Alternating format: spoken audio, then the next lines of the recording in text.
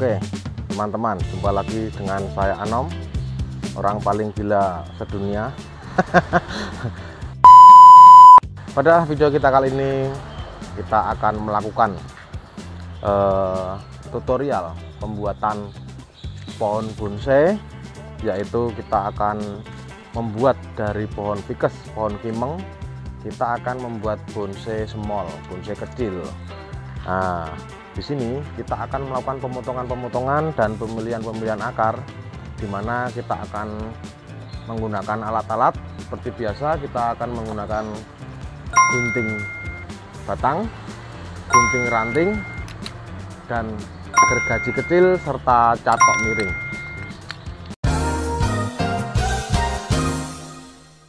Oke teman-teman, kita akan mengecek alias mendelok bawahnya seperti apa. Kita akan putar-putar dulu, kita lihat posisi mana dan posisi di mana kita akan menentukan wajah daripada bonsai yang akan kita buat. Kita akan bersihkan dulu serompot-serompotnya ini biar kelihatan. Nah teman-teman, ini sudah sedikit kelihatan kondisi kaki bawahnya itu seperti apa. Dan ini kebetulan kemarin programan saya itu kemarin agak kependem, maka akan kita lakukan pengerusakan pot, dimana kita akan mempertegas atau membuat pohon ini bawahnya jadi kelihatan. Kita akan rusak potnya ini menggunakan sesuatu yang sangat berharga ini. Walaupun bentuknya tidak ada indahnya sama sekali. Kayaknya mahal mas alatnya. Wah, ini alat purba, peninggalan manusia-manusia terdahulu ini. Nah, kita akan melakukan pengerusakan pot plastik. Ini peninggalan alat zaman megalitikum. Nah, seperti ini teman-teman. Sekarang sudah kelihatan bawahnya. Nah, ini kakinya udah kelihatan. Terus kita akan melakukan proses pemilihan akar, di mana tentunya akar-akar ini sangat amburadul dan upet-upetan ini akan kita kurangi menggunakan alat yang sudah kita cepakkan alias kita persiapkan tadi. Mana ya? Oh, ini. Nah, kita akan menggunakan gunting. Nih contohnya, akar ini ada akar gantung yang mengganggu, akan kita potong dan kita buang seperti ini.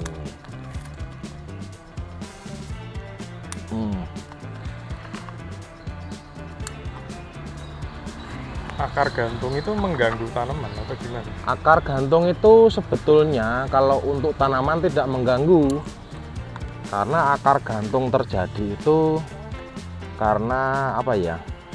Karena mungkin pohon ini kemarin penempatannya terlalu teduh sehingga menyebabkan akar gantung itu tumbuh alias tukul seperti ini.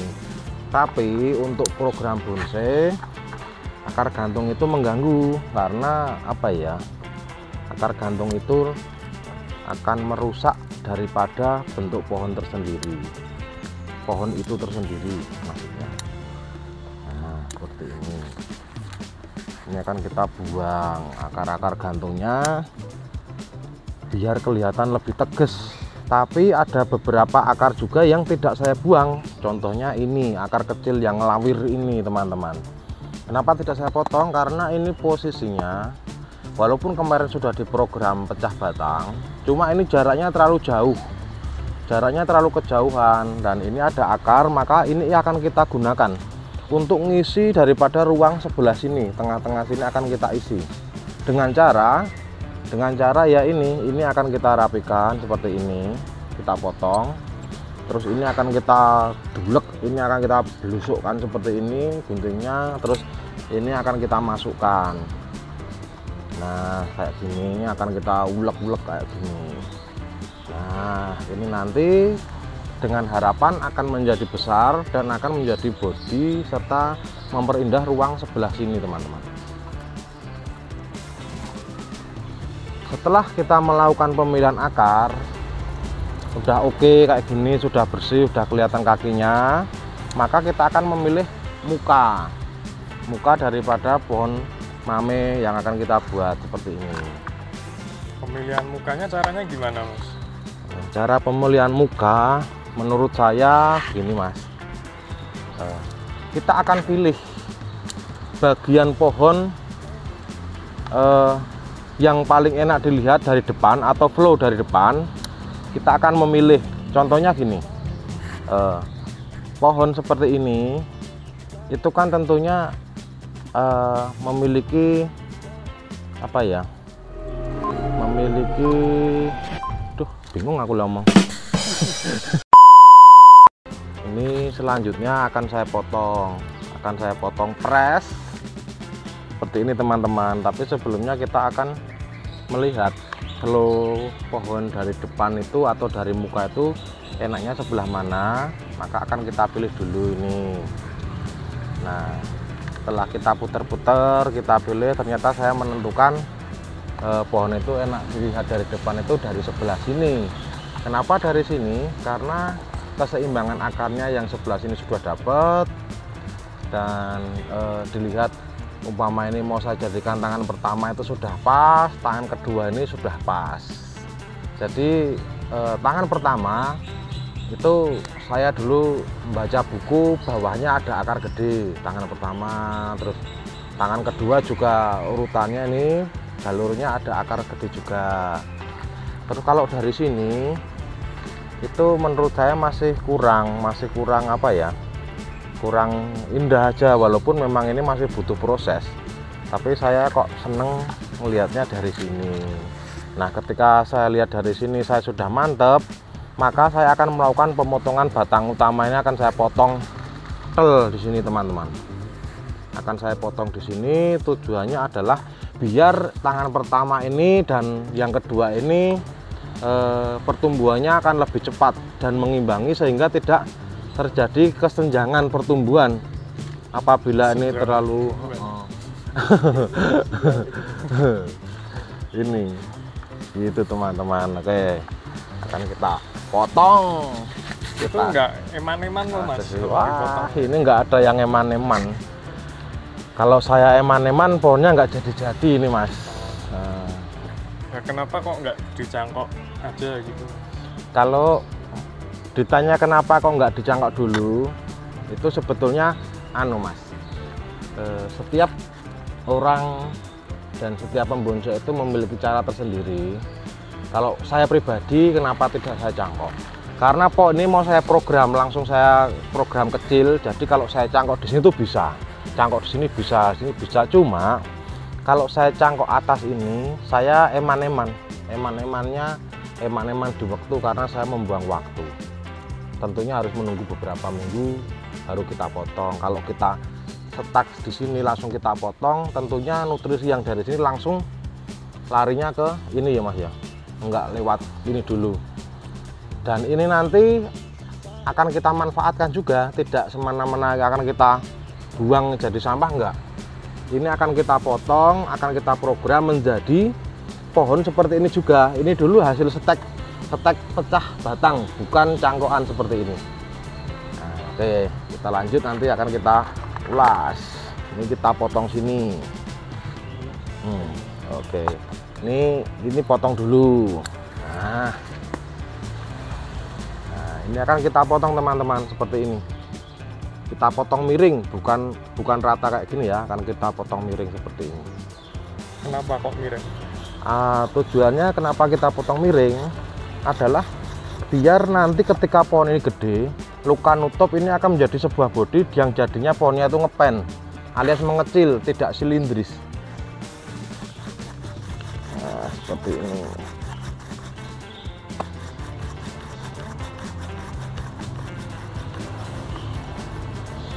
Oh. Nah, Ber. Sudah gundul sekarang. Sudah kelihatan toh? Kita sudah melakukan proses pemotongan batang utama. Selanjutnya kita akan melakukan proses pembersihan bekas-bekas potongan gergaji seperti ini teman-teman. Kita santai kalem aja seperti ini, kita tarik ke atas pelan-pelan gini ya. Nah, akan kita rapikan menggunakan cutter yang tajam dan steril, tidak kena oli, kena minyak dan teman-temannya seperti ini. Makanya kenapa kalau kena minyak? Kalau kena oli, tentunya oli itu sendiri sangat kurang bagus untuk apa ya, untuk kesehatan pohon ini mas. Biasanya kalau kena oli pohonnya ini akan mati, jadi jangan kena oli. Nah, akan kita rapikan, akan kita haluskan seperti ini.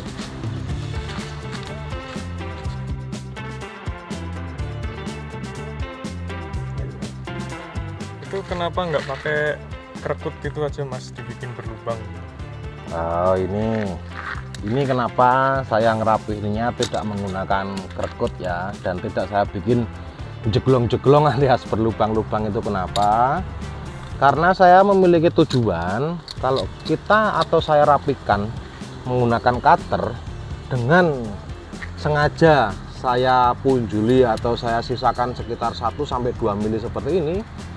Tujuan saya adalah ketika luka pohon itu saya bikin halus seperti ini, maka kalus di samping kanan dan kiri ini menutupnya cenderung akan lebih cepat daripada saya bikin jeglong-jeglong atau berlubang-lubang dengan menggunakan kerekut seperti ini. Setelah ini nutup, luka ini ditutup dengan kalus ini, maka ini akan menjadi sebuah bodi, akan nutup dan menjadi sebuah bodi yang hasilnya itu akan cenderung lebih ngepen mas. Kalau saya lubangi atau saya bikin rapi pakai kerekut, bentuknya tidak halus, bentuknya berantakan gitu, nanti dimana kerekut itu pertama akan, kalau kita kurang profesional atau kurang pinter menggunakan kerekut ini sendiri, maka kalus ini akan sembret apa bahasanya, sembret itu saya juga nggak tahu, akan sobek atau mengelotok, jadi akan menghambat cepatnya pertumbuhan kalus, seperti itu maksudnya. Kalau dibikin rata halus seperti ini tentunya akan lebih cepat, begitu. Langkah berikutnya ini apa mas? Apa mau dipotong lagi nggak akarnya? Atau... Nah, setelah kita melakukan proses pemotongan atas atau batang utama setelah kita potong, tentunya kita akan analisa lagi atau kita cek lagi ada nggak sih akar yang akan kita potong. Dan ternyata ada teman-teman. Ini salah satunya yang mau kita potong adalah akar ini. Kenapa akar ini saya mau potong? Karena akar ini terlalu berdekatan dengan akar yang ini. Ketika nanti ini tumbuh gede, maka akar ini dan ini itu akan nempel. Jadi mengurangi apa ya? Mengurangi bagusnya pandangan dari depan. Ini akan nempel, akan kita potong seperti ini. Nah, seperti ini akan kita potong, akan kita ambil seperti ini. Terus kita akan milih lagi yang ini teman-teman. Ini akan kita potong, akan kita pilih seperti ini. Ini akan kita blesekan ke bawah lagi. Nah, gini. Nah, ini akan kita potong. Seperti ini. Ini akan kita kurangi seperti ini. Yang ini kita kurangi lagi. Nah, untuk sementara yang kita kurangi ada lagi nggak ya? Oh, ada teman-teman, ini yang kita kurangi, yang belakang. Nah, ini akan kita pilih akan kita kurangi akarnya.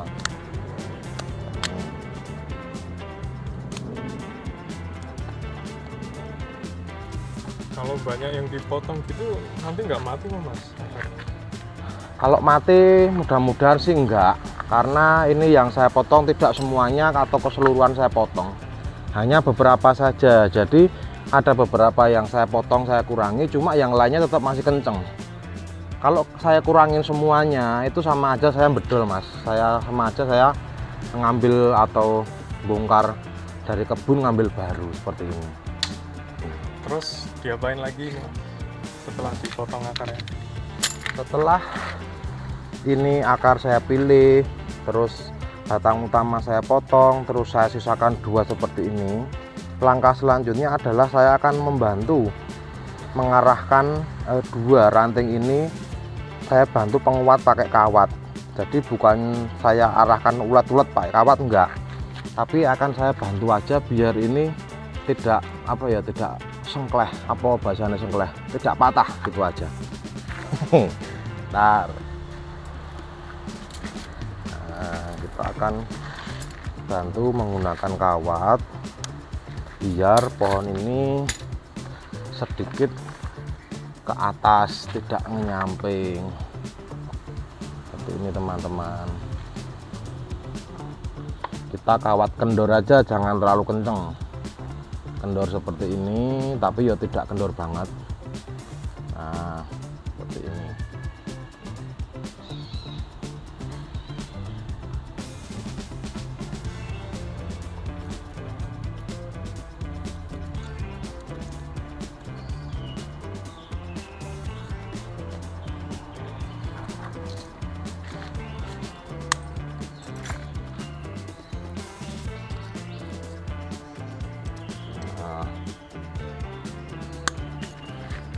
Tadinya kan pohon ini cenderung ke sini sama ke sini, maka ini akan kita arahkan seperti ini, agak ke atas sedikit seperti ini teman-teman. Dan ini juga agak sedikit ke atas seperti ini. Nah, seperti ini.